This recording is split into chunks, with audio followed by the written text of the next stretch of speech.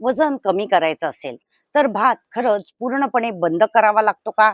चला आज आपण हे अत्यंत सोप्या भाषेमध्ये समजून घेऊया.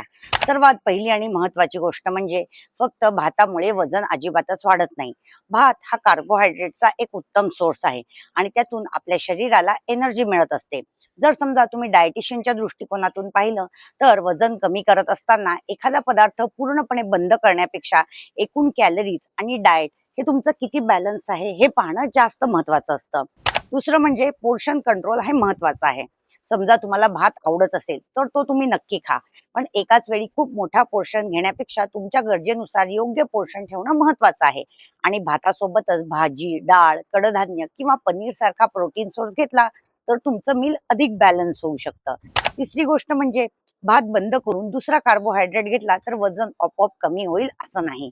भात बंद करून पोळी, ब्रेड किंवा दुसरा कार्बोहायड्रेट सोर्स घेतला, पण त्याचं पोर्शन आणि दिवसभरातील एकूण कॅलरीज जर जास्त राहिल्या, तर फक्त भात बंद केल्याने तुमचं वजन कमी होणार नाहीये.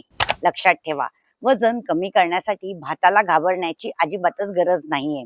योग्य पोर्शन, बॅलन्स डाएट आणि नियमित फिजिकल ऍक्टिव्हिटी या 3 गोष्टी जर तुम्ही रेग्युलरली पाळल्या तर तुमचं वजन आपोआपच कमी होणार आहे. कमेंटमध्ये मला नक्की सांगा, तुम्ही भात रोज खाता का?